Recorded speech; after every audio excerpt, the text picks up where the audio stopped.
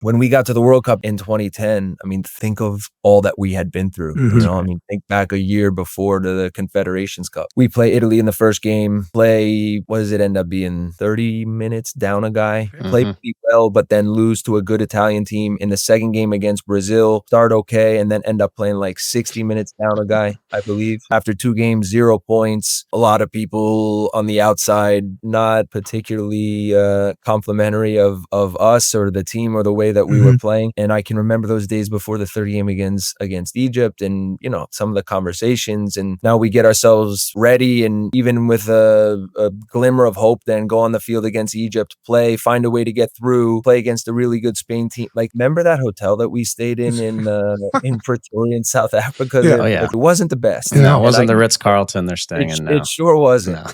And I can remember, like, you know, sitting down in the meal room after, like, having real conversations about, like, come on, I know it's the end of a long season, but this is still, even going into the third game against Egypt, like, yeah, it may not get us what we want right now, but we've still got to be able to use this so that next summer we're you know. And so, like, the work of building a team, the work of building relationships on the field, off the field, anybody who tries to minimize that or act like that's not important, no, I don't agree with that. So in a perfect world, this group would have been living that consistently for this last stretch. They've had moments, but it hasn't been as consistent as anybody would probably like. But I do think ultimately the excitement and the motivation of playing a home World Cup, and combined then with the quality of the players that we do have, I'm still hopeful.